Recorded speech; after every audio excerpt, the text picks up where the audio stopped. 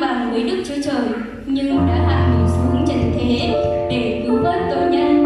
Ngài đã đến như một tôi tớ, Ngài đã chết trên thập tự giá, giá mà chúng ta phải chịu. Chính vì vậy, Đức Chúa Trời đã đem Ngài lên rất cao, hầu cho nghe đến danh Đức Chúa Giêsu, mọi đầu gối trên đất, dưới đất và bên dưới đất, hết thảy đều quỳ xuống và xưng nhận danh Đức là tôn vinh Đức Chúa Trời và Đức Chúa Cha. Mà chúng ta hãy tiếp tục ngợi danh rất oai quyền của Chúa Giêsu.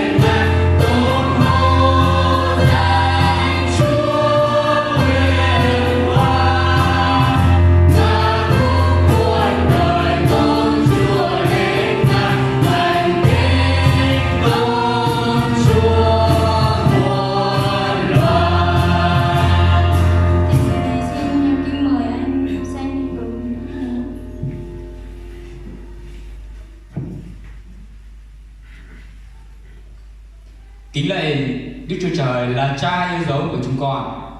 Chúng con biết ơn Ngài vì thì giờ Ngài ban cho chúng con và Ngài luôn gìn giữ chúng con suốt một tuần qua. Chúng con cảm tạ Chúa vì thì giờ này Ngài ban cho chúng con có thì giờ để chúng con nhóm lại để thờ phượng Chúa là Đức Chúa Trời của chúng con. Chúng con cảm ơn Chúa. Chúa ơi, thì giờ này xin Chúa Ngài ban phước và Ngài ban Đức Thánh Linh của Chúa tràn đầy trên hôn thánh của Chúa và hết thảy anh chị em của chúng con. Ở thì giờ này xin Chúa Ngài cũng cất khỏi tất cả những sự buồn phiền, sự lo lắng trong anh chị em chúng con, để chúng con dâng hết tấm lòng của chúng con lên cho Chúa và thờ phượng Chúa là Đức Chúa Trời của chúng con. Và chúng con rộng sáng tấm lòng của chúng con cho Chúa để đón nhận tình yêu thương của Chúa và đón nhận lời của Ngài. Chúng con biết ơn Chúa và thì giờ này Chúa cũng Ngài cũng sức giàu đặc biệt trên người sẽ chia sẻ lời của Chúa. Xin Chúa Ngài ban sự khôn ngoan của Đức Thánh Linh.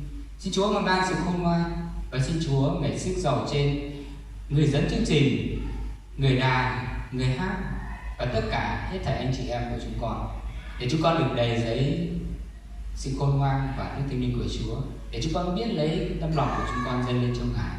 Chúng con cảm ơn Chúa. Và Chúa, chúng con cũng nhân đến anh chị em của chúng con mà tối nay cũng quên và có công việc không đến thờ phượng Chúa trong chỉ giờ tối nay. Xin Chúa Ngài cũng nhớ đến họ và Ngài cũng khích lệ tấm lòng của họ để họ cũng biệt riêng thời gian đến với Chúa. Chúng con cảm ơn Chúa.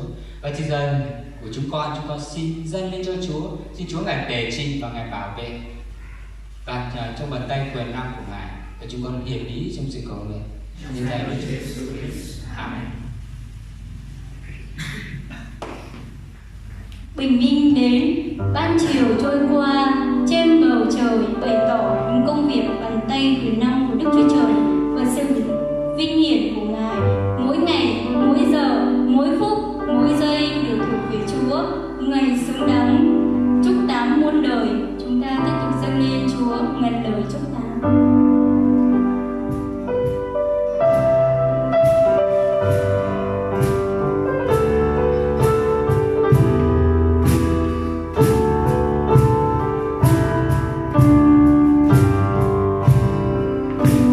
Nguyện chúng ta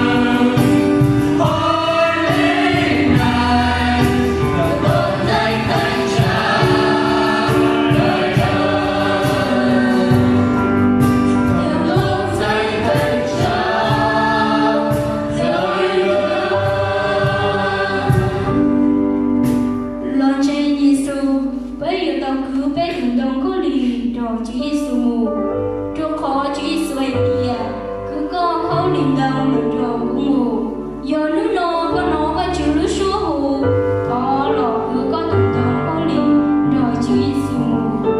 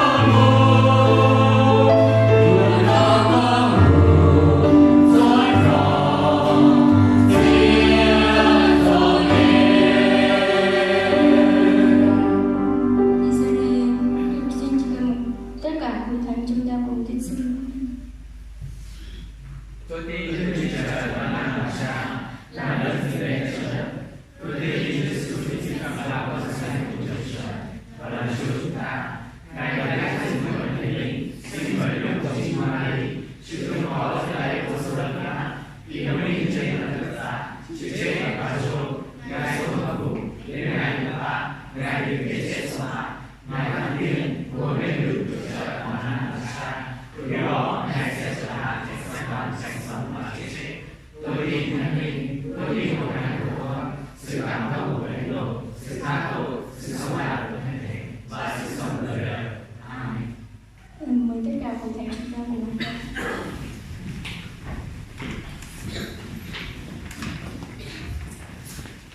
thì giờ này chúng ta sẽ nghe lời Chúa trong Dân Số Ký chương 14 từ đoạn 1 đến đoạn 10 và câu 26 đến câu 38. Thì giờ này xin chúng ta cùng trích ngôn.